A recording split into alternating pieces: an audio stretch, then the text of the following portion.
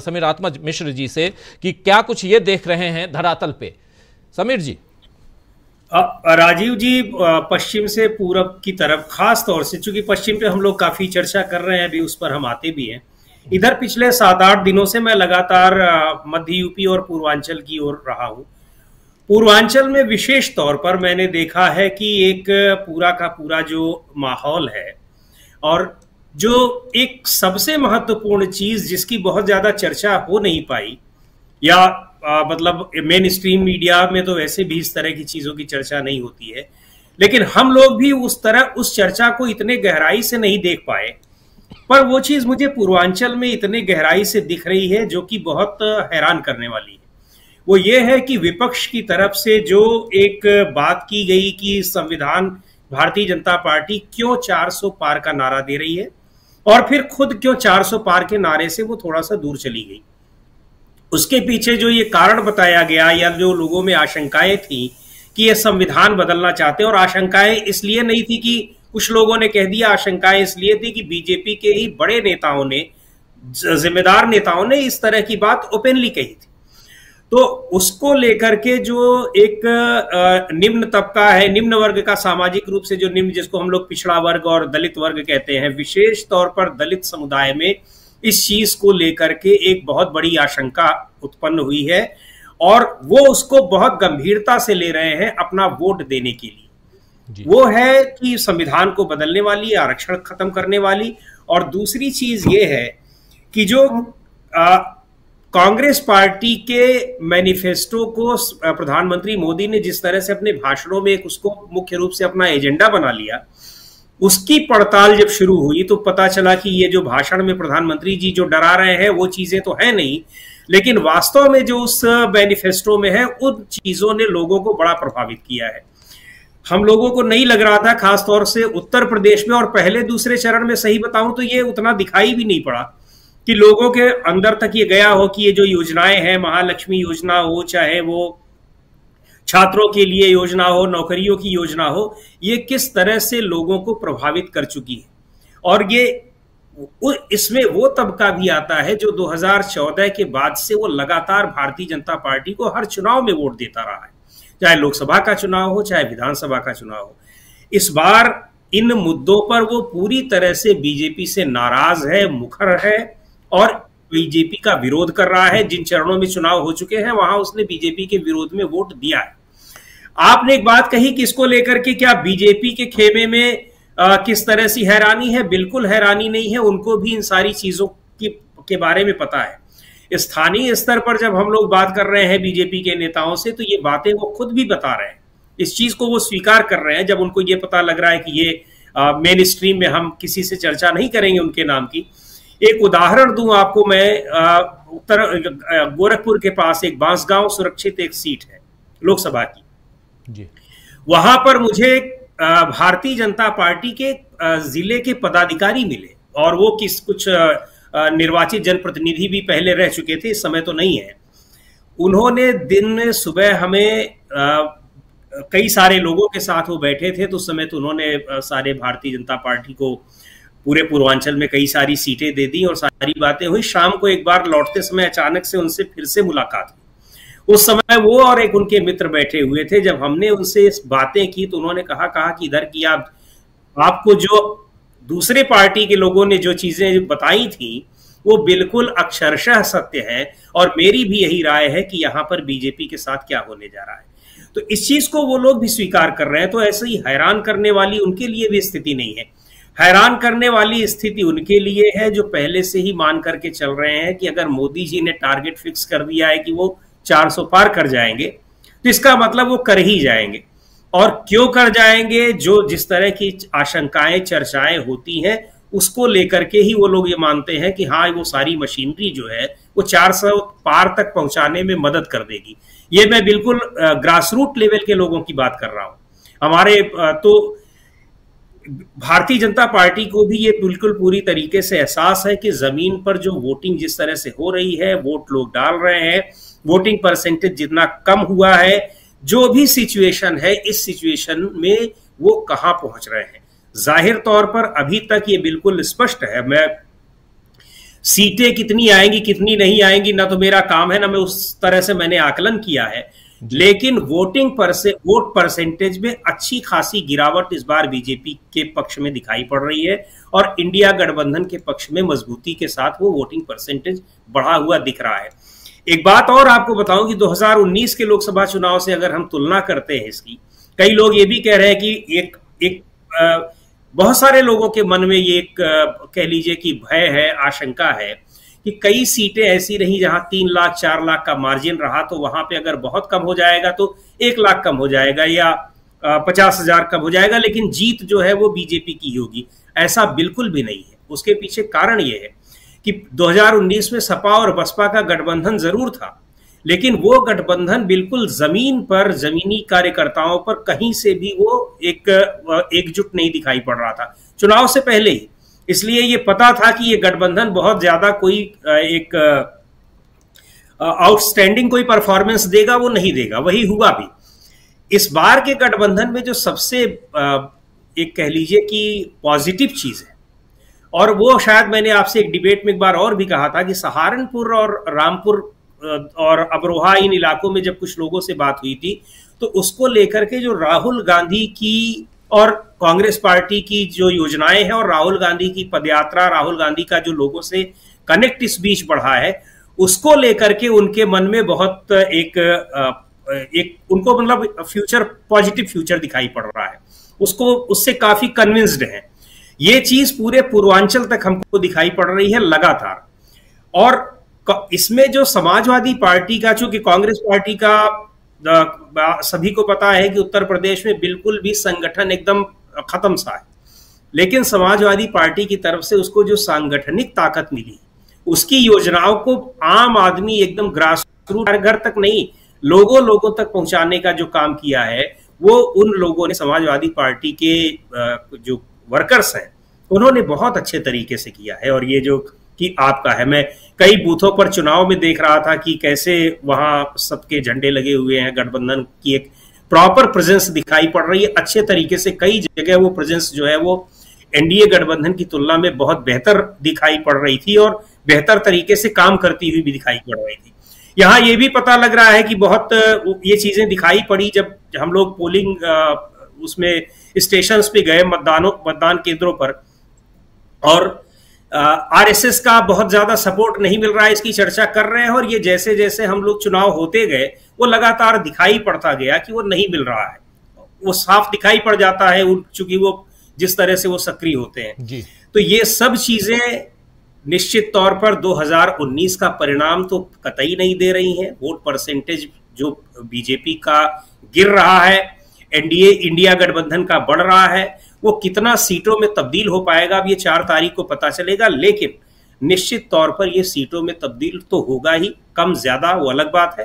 तो 2019 से काफी नीचे आने की संभावना बीजेपी की दिखाई पड़ रही है। एक इंपॉर्टेंट बात आप यहाँ पे कह रहे थे समीर जी, एक इंपॉर्टेंट बात आप कह रहे थे कि 2019 में, या लोग कहते हैं कि अगर कोई 3 लाख वोट से जीता है तो ज्यादा से ज्यादा कम हो जाएगा तो 50,000 1 लाख से तो जीत ही जाएंगे।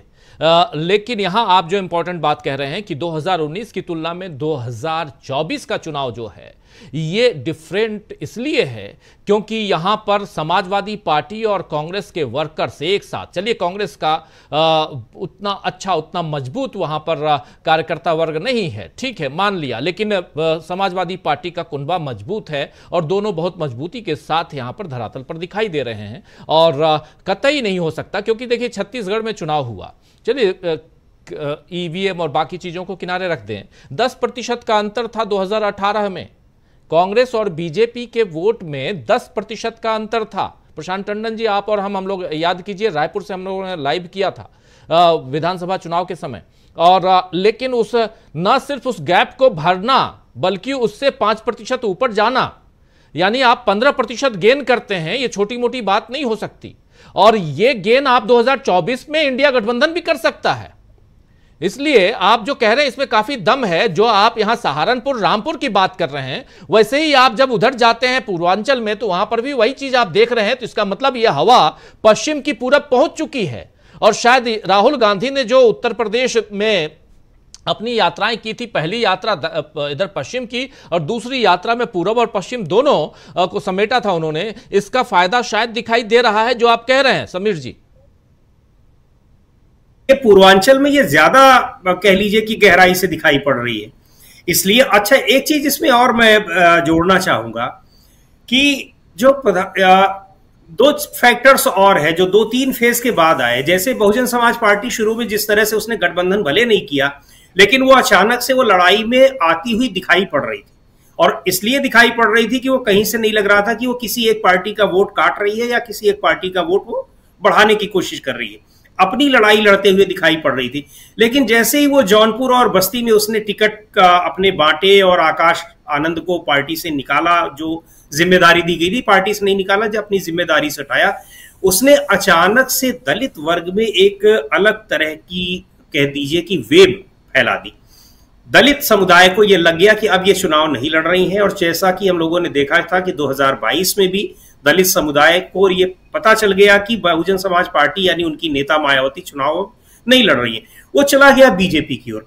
इस बार उसका बड़ा तबका जो है उसने बीजेपी की ओर न जाकर के, और उसके दिमाग में ये चीज पहले से स्पष्ट थी कि उधर नहीं जाना है, या तो बहुजन समाज पार्टी के फेवर में देना है या फिर हमको गठबंधन के फेवर में देना है।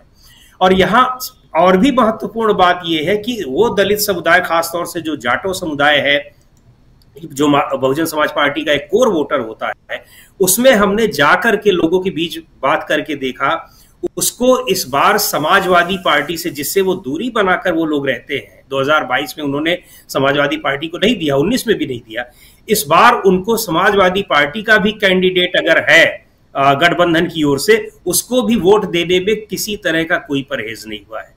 तो ये वोट परसेंटेज को कितना बढ़ाएंगे, मतलब ये उस गठबंधन के लिए आप कल्पना नहीं कर सकते, काफी ज्यादा होगा, और वो सीटों में बदलेगा ही, और वही फिर से वही बात आएगी कितना बदलेगा जी। और दूसरी बात ये, प्रधानमंत्री के भाषणों की जो लाइन और लेंथ जो बदली थी, यानी पहले दूसरे फेज के बाद, और वो बिल्कुल पूरी तरह से स्टिक हो गए कांग्रेस पार्टी के घोषणा पत्र पर, और घोषणा पत्र की उन बातों पर जो वास्तव में है ही नहीं, यानी हिंदू मुसलमान वाली जो बातें हैं, आपका इतना ले लेंगे, आधा ले लेंगे, ये ले लेंगे, बहुत ही ज्यादा इसने निगेटिव प्रभाव डाला है उन मतदाताओं के ऊपर जो 2014 से लेकर के और 19 तक लगातार भारतीय जनता पार्टी को वोट दे रहे थे। ये दिखाई पड़ेगा युवाओं में, बेरोजगारों में, जो छात्र हैं, युवा हैं, उनकी नाराजगी। उनसे हमने सीधे तौर पर पूछा कि आप तो 2022 में भी इस तरह से नाराज थे, तो कई लड़कों ने कहा हम नाराज थे, तो उसका प्रभाव भी तो दिखाई पड़ा। जो बहुमत 2017 में भारतीय जनता पार्टी को विधानसभा में था, वो उतनी सीटें हट करके वो अगर नीचे तक आई हैं तो कैसे आ गई? ये हम लोगों का विरोध ही था, हम लोगों ने विरोध में वोट डाला था, तभी तो हुआ। तो ये सब चीजें अलग अलग वर्ग को, इसको आप जाति, धर्म, संप्रदाय से नहीं देख सकते हैं। ये ऐसे पॉकेट्स हैं जहां नाराजगी अलग अलग तरह से दिखाई पड़ रही है। और दूसरे ये जो लोगों को, मतदाताओं को डराने धमकाने की कि कांग्रेस आएगी, ये वही लोग कह रहे हैं कि आप अब मत डराइए, जितना डरना था डर चुके हैं। आप ये बताइए कि 10 साल में आपने क्या काम किया जी। तो ये बहुत अलग तरह का चुनाव है। परिणाम जो आप कह रहे हैं कि अप्रत्याशित हो सकता है, जो छत्तीसगढ़ का आपने उदाहरण दिया, तो निश्चित तौर पर यह हो सकता है, और इसकी पूरी संभावना दिखाई पड़ रही है जी। रिजल्ट कुछ भी आए, लेकिन अभी धरातल पर जो कुछ दिखाई दे रहा है वो यहां हम आप तक पहुंचा रहे हैं, और धरातल पर जनता है उस मीडिया के रोल पे लगातार। प्रियंका गांधी ने एक इंटरव्यू दिया था, उस इंटरव्यू में भी सीधा सीधा वार, राहुल गांधी सीधा वार कर रहे हैं, दूसरे जो इंडिया गठबंधन के दल जो हैं वो सीधी बात कर रहे हैं। मतलब ये मैसेज तो चाहे इंडिया गठबंधन के कोई भी नेता हो, मीडिया को लेकर ये मैसेज तो पहुंचा चुके हैं कि आप लोगों ने पिछले 10 साल में इस देश को गर्त में ले जाने में आपका भी बहुत बड़ा योगदान है। लेकिन उसी मीडिया को प्रधानमंत्री नरेंद्र मोदी भी हड़काते हुए नजर आते हैं। एक बड़ी एजेंसी को इंटरव्यू दिया और हड़का रहे थे कि क्या कचरा और क्या क्या लेके चले आते हो, ऐसे सवाल मत, वो वहाँ ले जाके पूछा करो। कह रहे हैं सोशल मीडिया पे आप लोग देख सकते हैं। खैर उधर नहीं जाएंगे हम, लेकिन ये इंपॉर्टेंट पहलू है, जरा इस पे आपकी चर्चा, आपकी बात, अपनी बात रखिए प्लीज। समीर जी, आ रही है आवाज? हाँ जी, आ रही है आवाज। हाँ जी, मैं यही कह रहा था कि मीडिया का रोल और इंडिया गठबंधन के सामने क्या एक चुनौती ये भी है, 1 तारीख की जो बैठक होगी उसमें मीडिया पर भी एक चुनौती के साथ, क्योंकि सरकार सत्ता परिवर्तन क्या कुछ होगा ये तो है ही, लेकिन उसके साथ साथ मीडिया जिस प्रकार भोपू बनकर बाजा बजाकर दुनिया दूर दूर तक पहुंचाने की कोशिश करता है, जिस तरफ इशारा कर रहे थे प्रशांत टंडन जी कि जो एग्जिट पोल है वो अब की बार 300-400 नहीं तो 300-350 पार का एग्जिट पोल आप लोग देखेंगे। ये सब कुछ अगर पहले से तैयारियां इसकी अगर हो तो फिर मीडिया के रोल पर भी तो ध्यान आकर्षण होना चाहिए। निश्चित तौर पर होना चाहिए। जिस तरह से राहुल गांधी के भाषणों में खास तौर पे दिखाई पड़ रहा है पिछले कुछ दिनों से, मीडिया जो अपना रोल प्ले कर रहा है सभी को पता है, लेकिन उसको जिस तरह से राहुल गांधी ने अपने भाषणों में स्पष्ट तौर पर दिखाया कि इसको हर व्यक्ति समझ रहा है कि आप कर क्या रहे हैं, ये बहुत बड़ी चुनौती है। और उसको कैसे क्या होता है 1 तारीख को, इन सब चीज़ों पर जाहिर तौर पर गठबंधन के लोग भी नज़र रखे हुए हैं। और एक चीज़ मैं मेंशन करना चाहता हूं, चूंकि प्रशांत जी ने जब उसकी चर्चा की तो मुझे याद आ गया, ये जो स्ट्रांग रूम की बात हो रही है, अभी जौनपुर में कुछ ट्रक पकड़े गए यहाँ उत्तर प्रदेश में। हालांकि बाद में वहाँ के डीएम ने कहा कि ये कुछ खाली ईवीएम मशीनें थी, जिनको जो रिजर्व ईवीएम मशीनें होती हैं, लेकिन समाजवादी पार्टी और कांग्रेस के लोगों ने, कार्यकर्ताओं ने बड़ा शोर मचाया। उसके बाद अखिलेश यादव ने ट्वीट करके और अपने सारी सभाओं में भी वो कह रहे हैं कि आपकी लड़ाई जिस दिन मतदान हो गया है उसी दिन नहीं है। पहले भी उन्होंने ये बात कही थी। स्ट्रांग रूम को पर खास तौर पर नजर आपको रखनी है और मजबूती से रखनी है। तो ये सारे संदेश ये दे रहे हैं। वास्तव में इस तरह की बातें खुले तौर पर नहीं करनी चाहिए, या नहीं करनी चाहिए का मेरा मतलब यह है कि सीधे चुनाव आयोग की निष्पक्षता, उसकी कार्यप्रणाली पर सवाल उठा रहा है। लेकिन ऐसा सवाल अगर उठ रहा है तो जाहिर सी बात है कि निर्वाचन आयोग अपना काम उस तरह से नहीं कर रहा है। तो विपक्ष के लोग जमीन पर भी इस बात को लेकर के पूरी तरह से सावधान हैं कि क्या कुछ हो सकता है। इवन काउंटिंग के दिन के लिए भी तैयार, बहुत सारे लोगों से, नेताओं से, जो छोटे नेता हैं, बूथ का की जिम्मेदारी जिनको दी गई है, या फिर वो जिले स्तर के पदाधिकारी हैं, उन लोगों से बातचीत को लेकर के यही लगा कि उन्हें मतदान तक तो जो है ही है, उनकी असली चुनौती वो काउंटिंग, मतदान से लेकर के और काउंटिंग के दिन तक, वो वाली चुनौती उनके सामने सबसे बड़ी है। जी जी, बिल्कुल बिल्कुल, यानी ये एक इम्पॉर्टेंट पहलू